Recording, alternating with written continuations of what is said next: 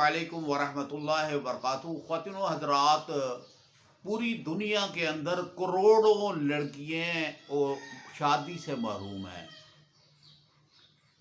करोड़हा पूरी दुनिया के अंदर आप जिस भी मुल्क में चले जाएं देखें, बच्चियों के रिश्ते नहीं हो रहे। और वहाँ पर एक नवा सिलसिला शुरू हो गया है और मुसलमानों ने भी उसको अपना लिया है। मसलन के गैर मुस्लिमों ने मुसलमानों की औलादों को कम पैदा करने के लिए ये एक शोभा सिस्टम शुरू किया हुआ है कि बच्चियों को बड़ी तालीम दें, बड़े बड़े तालीम दें, बहुत आला तालीम दे दें। वो तालीम के चक्कर में उनकी शादियां जो हैं वो नहीं होती, बूढ़ी हो जाती हैं, 40-40 साल उसकी उम्रें हो जाती हैं और शादियां नहीं होती और परेशान होते हैं। और जब उम्रें ज़्यादा हो जाती हैं तो फिर जनाब अली के ये है कि कहते हैं कि जी अच्छा रिश्ता मिले। फिर अच्छा रिश्ता कहाँ से मिलेगा? फिर जनाब अली ये है कि आखिर में जनाब अली वो शादीशुदा बंदे के साथ दूसरी शादी उसकी करवा देते हैं। ये है कितनी हैरान और परेशान बात है। और मैं इस दुख के अंदर ये बात कर रहा हूँ कि जनाब अली के बच्चियों को बहाने के साथ उनको घरों में बिठा लिया जाता है। उनको अच्छे रिश्ते जो आ रहे होते हैं उनको जवाब दे दिया जाता है कि हमारी बच्ची अभी पढ़ रही है। पाकिस्तान के अंदर, इंडिया के अंदर, बरतानिया के अंदर, अमेरिका के अंदर, जर्मन के अंदर, जी इटली के अंदर, बहुत सारे मुल्कों में मुझे बहुत सारे दोस्तों ने बताया है कि जनाब अली की ये मसला आम हो चुका है कि तालीम के सिलसिले में जनाब अली बच्चियों को रोक दिया जाता है। उनकी अच्छे अच्छे रिश्ते निकल जाते हैं। फिर वो बच्चियाँ जो हैं वो नाफरमान हो जाती हैं और वो मोबाइल उनके हाथों में होते हैं और वो जनाब अली ये है कि निकाह जो है वो रोक दिया जाता है, जना को आम कर दिया जाता है। यही बच्चियाँ और यही बच्चे जो हैं वो जना की तरफ चले जाते हैं। मुआशरे में बुराइयां पैदा हो जाती हैं। कभी किसी ने सोचा है इस बारे में कि हम खुद बुराइयों को फैला रहे हैं, वालिदैन बुराइयों को फैला रहे हैं, भाई बुराइयों को फैला रहे हैं?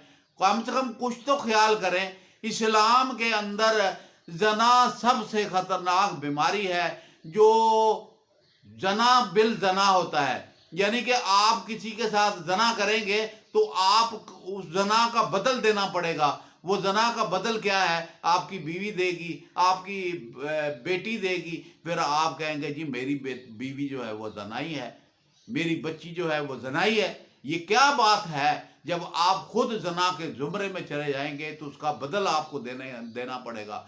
और ये दुनिया के अंदर ये आप दुनिया में देख रहे हैं कि मसलन कि बुराई आम होती जा रही है, जना आम होता जा रहा है। तो कम से कम कुछ तो ख्याल करो मुसलमानों, कुछ तो ख्याल करो कि ये जो है हम किस चक्कर में पड़े हुए हैं। हमने जहेज का मतलब के बहाना बना लिया, तालीम का बहाना बना लिया, अच्छे रिश्ते का बहाना बना लिया। बच्चियाँ ख्वाहिश के मुताबिक शादी करना चाहती हैं, बच्चे ख्वाहिश के मुताबिक शादी करना चाहते हैं। आप उनको मौका नहीं देते, आप उनकी बात नहीं सुनते।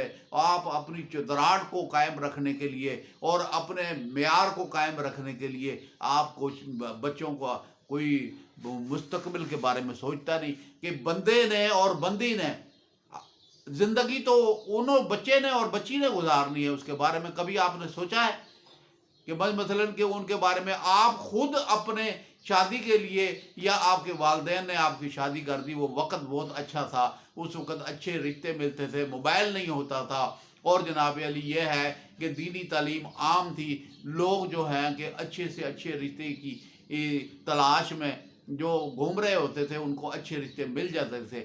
लेकिन आज का दौर जो है ये इंटरनेट का दौर है। आप जो है गुनाहगार हो रहे हैं, आपको चाहिए गुनाहगार ना हो। आप जो है बच्चियों की शादी फौरी तौर पर करें। जो बच्ची जो है उसका हैज आ जाए तो फ़ौरन उसकी शादी कर देनी चाहिए ताकि वो गुनाह ना करे। तो आप अगर मसलन ये है गुनाहों की दलदल से निकलना चाहते हैं तो आपको फौरी तौर पर अपनी बच्चियों की शादी करनी पड़ेगी, अपने बच्चों की शादी करनी पड़ेगी। और नेक बीवी के लिए आप जो है कोशिश करते हैं कि मुझे नेक बीवी मिले जिसके अंदर से बच्चे पैदा जो हैं नेक हो, साले औलाद पैदा हो। तो उसके लिए जो है मैं आपके सामने एक वजीफ़ा लेकर हाज़िर हुआ हूँ। ये वजीफ़ा जो है یہ بہترین وظیفہ ہے. اس کے پڑھنے سے فائدے کیا ہیں؟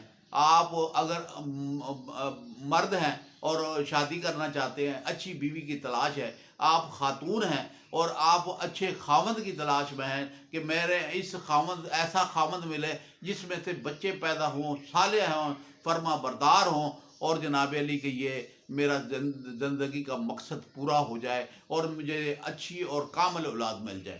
تو یہ جو مسئلے ہیں. اور اس کے بعد جو ہے وہ تیسرے نمبر پہ یہ ہے کہ میاں بیوی میں اختلاف ہے، جھگڑا ہے، اس کے لیے بھی یہ دعا بڑی قیمتی ہے. اور جناب علی کے اس طریقے سے اولاد نافرمان ہے، اس کو بھی فرما بردار بنانے کے لیے یہ وظیفہ بڑا قیمتی اور کارآمد ہے. اور آپ حیران اور پریشان ہوں گے. اس کا 2-3 طریقے میں بتا دیتا ہوں، اور جو ہے کہ وہ آپ پڑھیں گے تو انشاءاللہ آپ کو فائدہ ہوگا. یہ دعا جو ہے سورۃ فرقان کے اندر یہ 74 نمبر آیت ہے.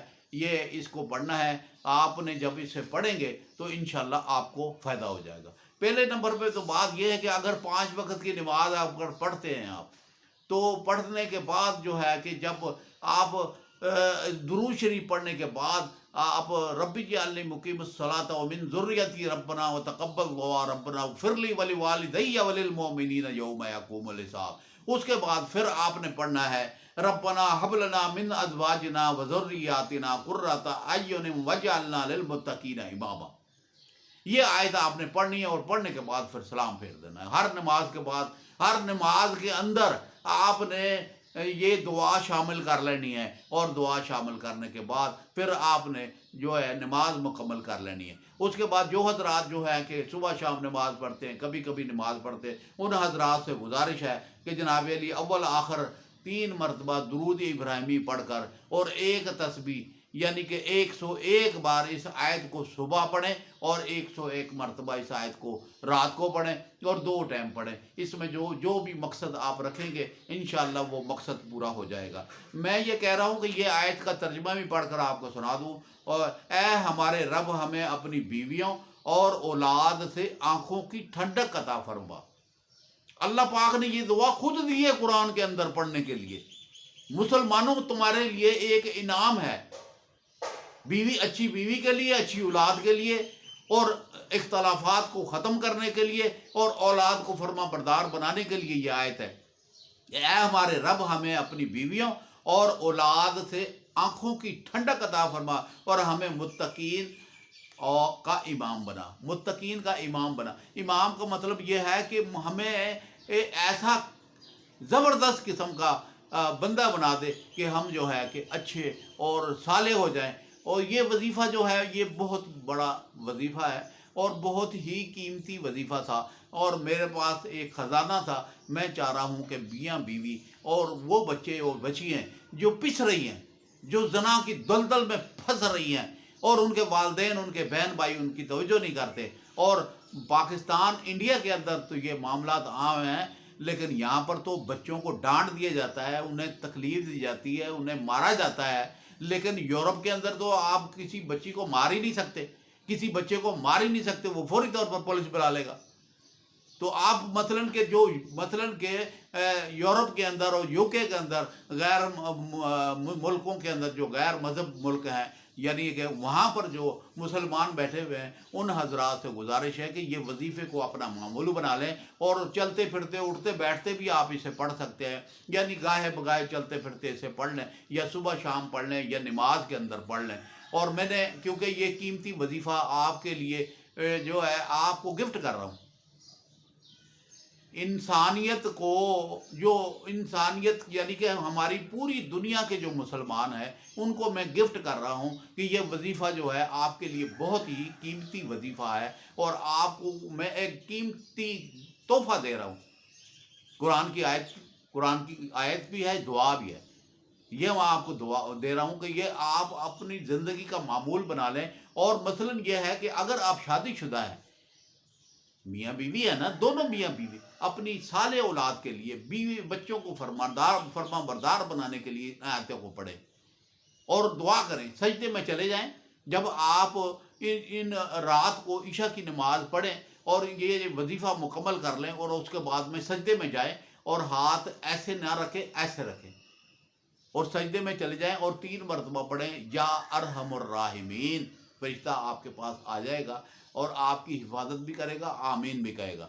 اسی طریقے سے آپ جو ہے جو نبی علی کے یا سبوح قدوس رب الملائکۃ والروح، یہ بھی 3 مرتبہ پڑھ لیں اور پڑھنے کے بعد آپ کثرت سے دعا مانگیں اور رب کے آگے گڑ گڑا کر دعا مانگے. اللہ پاک کرم فرمائیں گے اور جو اپنی مقصد کی دعا پوری ہو جائے تو سجدے سے سر اٹھا کر آپ چہرے کے اوپر ہاتھ پھیر لیں اور دعا مکمل ہو گئی. یہ وظیفہ آپ جو ہے ہمارے جو ہے وظیفہ QHP TV کے اوپر میں اپلوڈ کر رہا ہوں اور آپ حضرات سے گزارش ہے کہ جہاں جہاں تک آپ اس کو پھیلا سکتے ہو دین کی خدمت کے لیے اور جو ہے کہ ثواب کی نیت کے ساتھ اور صدقہ جاریہ سمجھ کر یہ آپ ویڈیو کو زیادہ سے زیادہ شیئر کر دیں. واٹس ایپ کے اوپر، انٹرنیٹ کے کسی بھی آپ پروگرام آپ کے پاس ہے شیئر کرنے کا، وہاں پر آپ اسے شیئر کریں تاکہ زیادہ سے زیادہ لوگ اسے فائدہ حاصل کریں.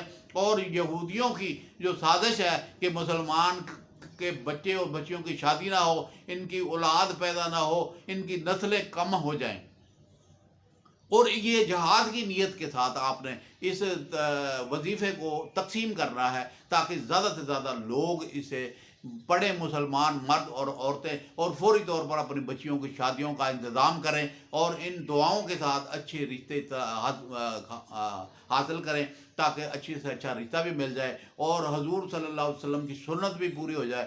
مجھے امید ہے کہ آپ حضرات میری بات پر عمل کریں گے اور اس وظیفے کو تقسیم بھی کریں گے، خود بھی پڑھیں گے، دوسروں کو بھی پڑھائیں گے. اللہ پاک آپ کا حامی و ناصر ہو. السلام علیکم ورحمۃ اللہ وبرکاتہ.